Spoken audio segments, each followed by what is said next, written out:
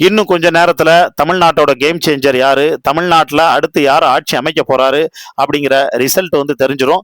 எல்லாரும் பரபரப்பா ஆவலோட வந்து எதிர்பார்த்துக்கிட்டு இருக்கக்கூடிய இந்த சூழ்நிலையில இப்ப கள நிலவரப்படி பார்த்தா திமுக முன்னிலை வகிக்குது.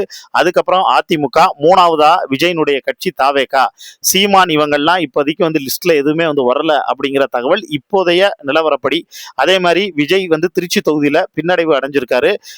பெரம்பூர்ல வந்து விஜய் வந்து பார்த்தேன்னா முன்னாடி லீடிங்ல வந்திருக்காங்க. தபால் ஓட்டுகள் எண்ணிக்கையில விஜய் தான் வந்து பார்த்தீங்கன்னா பெரம்பூர்ல முன்னிலையில இருக்காரு. அதே நேரத்தில் திமுக அதுல வந்து பின்னடைவு அடைஞ்சிருக்கு அப்படிங்கிற ஒரு செய்தி வந்து வெளியாயிருக்கு. இதை தாண்டி ரொம்ப முக்கியமான காட்டுத்தீ மாதிரி ஒரு செய்தி வந்து பார்த்தோன்னா இப்போ பரவிக்கிட்டு இருக்கு. அதுல என்னன்னா, நடிகர் விஜய்க்கு ஃபர்ஸ்ட் ஹார்ட் அட்டாக் வந்து அவர் ஹாஸ்பிட்டல்ல இப்போ ரகசியமான முறையில் வந்து அனுமதிக்கப்பட்டிருக்கதா வந்து ஒரு தகவல் வந்து வெளியாயிருக்கு. அது யார் சொன்னா, என்ன நடந்துச்சு, விஜய்க்கு அப்படி என்னதான் ஆச்சு அப்படிங்கிற ஃபுல் டீடைல்ஸ் நீங்க வந்து தெரிஞ்சுக்கணும்னா கீழே இருக்கக்கூடிய வீடியோ லிங்கை கிளிக் பண்ணி தெரிஞ்சுக்கங்க.